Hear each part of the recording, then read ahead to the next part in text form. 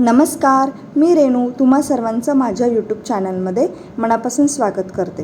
रोजच्या व्हिडिओमध्ये आपण उरलेल्या कपड्यापासून पर्स, पाऊच बनवत असतो।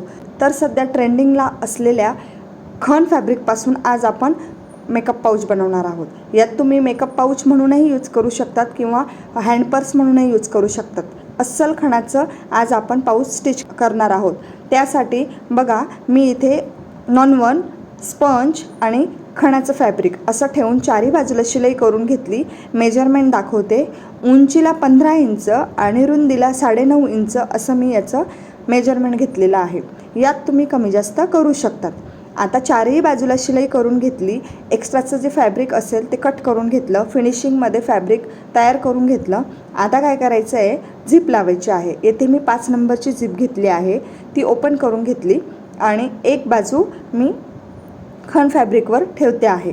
आता सीध्या बाजूवर सीधी झिप ठेवायची आहे आणि अगदीच थोड्या अंतरावर आपल्याला शिलाई करून घ्यायची। आता ही शिलाई आपल्याला अशा पद्धतीने करायची आहे की आपल्याला खालच्या बाजूने प्रेस स्टिच करायची आहे। येथे तुम्ही प्रेस स्टिच करताना नॉन-वनची पट्टीसुद्धा लावू शकता। मी डायरेक्ट फोल्ड केलेला आहे आणि असं प्रेस स्टिच करून घेतलं। बघा, येथे तुम्ही हा जो खणाचा जो काट आहे तो तुम्ही खालच्या बाजूलाही यूज करू शकतात, म्हणजे पाऊच तयार झाल्यावर तुम्हाला समजेल। आता हा वरच्या बाजूला मी काट घेतलेला आहे। सेम पद्धतीने मी दुसऱ्या बाजूलाही झिप लावून घेऊ शकता। सेम तशाच प्रकारे आपल्याला झिप लावायची आहे। फिनिशिंगमध्ये झिप कशी लावायची हे जर बघायचं असेल तर यासाठी मी बरेच व्हिडिओ टाकलेले आहेत, नक्की तुम्ही चॅनलवर जाऊन बघू शकतात। रिटर्न गिफ्टसाठी तुम्ही पाऊच, ओटी बटवा, साडी कवर काहीही तुम्ही माझ्याकडून बनवून घेऊ शकता। त्याचप्रमाणे आता दोन्ही बाजूला मी झिप लावून घेतल्यानंतर आता रनर टाकून घ्यायचे। अगदी मिनिटात रनर टाकून होते। ज्यांना रनर टाकता येत नसेल त्यांनी मला कमेंट करा, मी तुम्हाला इझी पद्धतीने सांगण्याचा प्रयत्न करेल। आता काय करायचं, रनर टाकून घेतलं। किती फिनिशिंगमध्ये आपली झिप जोडली गेली आहे तुम्ही बघू शकता आणि पाऊच उलट करून घेतलं। आता आपल्याला फिटिंग करायची आहे।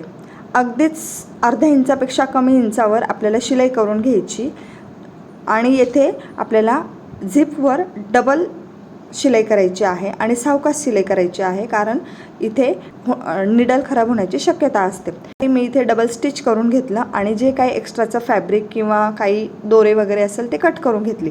दोन्ही बाजूला मी शिलाई करून घेतली। आता आपल्याला बेस बनवायचा आहे।